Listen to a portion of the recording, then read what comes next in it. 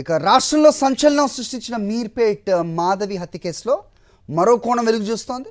మాధవిని భర్త గురుమూర్తి ఒక్కడే చంపలేదని పోలీసులు అనుమానిస్తున్నారు. గురుమూర్తితో పాటు మరో ముగ్గురు కలిసి హత్య చేసి ఉంటారని పోలీసులు అనుమానం వ్యక్తం చేస్తున్నారు. ఒక మహిళతో పాటు మరో ఇద్దరి పాత్ర ఉండే అవకాశం ఉందంటున్నారు పోలీసులు. ఈ నేపథ్యంలో గురుమూర్తిని కోర్టు అనుమతితో 5 రోజుల కస్టడీలోకి తీసుకున్నారు.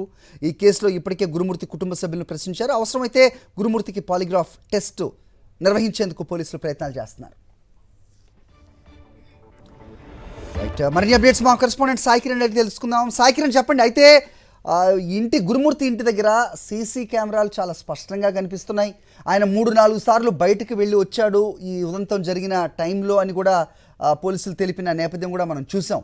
అయితే ఎవరన్నా ఇద్దరు ముగ్గురు ఎవరన్నా రావటం కానీ వెళ్ళటం కానీ ఆనవాళ్ళు ఏమన్నా దొరికాయా? అలాంటి క్లూస్ ఏమన్నా లభించాయా పోలీసులకి? ఎలా చెప్తున్నారు ముగ్గురు నలుగురని? హైదరాబాద్ మీర్పేట పోలీస్ స్టేషన్ లో సంచలనం సృష్టించినటువంటి మాధవి హత్య కేసులో కొంత అప్డేట్ అయితే వచ్చింది. అయితే భర్త ఆర్మీ ఉద్యోగి అయినటువంటి గురుమూర్తి మాధవిని ఎంత క్రూరంగా చంపాడనేటువంటి చూసాం. అయితే ఈ కేసులో మరో ముగ్గురిని కూడా పోలీసులు నిందితులుగా చేర్చనున్నారు. గురుమూర్తికి సంబంధించిన కుటుంబ సభ్యులను ఇందులో నిందితులుగా చేర్చున్నారు. ఎందుకంటే మాధవి హత్య కేసులో ఆ ముగ్గురి ప్రమేయం కూడా కనిపిస్తుంది. వాళ్ళు ముగ్గురు కూడా గురుమూర్తికి సహకరించినట్టుగా తెలిసింది. అయితే మీరు అన్నట్టుగా సీసీ కెమెరాలో ఎక్కడ కూడా వారు చిక్కలేదు. అయితే బయట ఇంట్లో హత్య జరిగింది. ఇంటి బయట వీరు ఈ పథకంలో ప్లాన్ లో భాగంగా ఉన్నారు.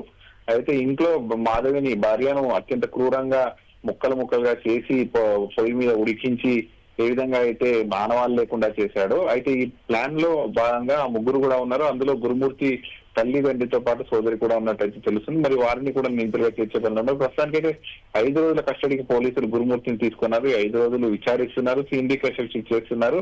అత్యంత క్రూరంగా గతంలో ఎన్నడూ చూడని విధంగా భార్యను చంపి అలాగే పొయ్యి మీద ఉడికించి ఎక్కడ కూడా ఆనవాళ్ళు లేకుండా చంపినటువంటి ఘటనలో పోలీసులు చాలా సీరియస్ గా ఆధారాలు సేకరించే పనులు ఉన్నారు. ఇందులో ఇంకెంతమంది వ్యక్తులు ఉంటారనేటువంటిది దర్యాప్తులో చూడాల్సింది.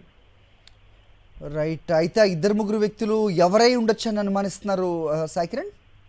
గురుమూర్తి తల్లిదండ్రి అలాగే సోదరిగా అనుమానిస్తున్నారు. ప్రస్తుతానికి వాళ్ళని కూడా విచారిస్తున్నారు. వాళ్ళు కూడా ఈ హత్య కేసులో ప్లాన్ లో భాగంగానే ఉన్నట్టు పోలీసులు ఇప్పటికే గుర్తించారు.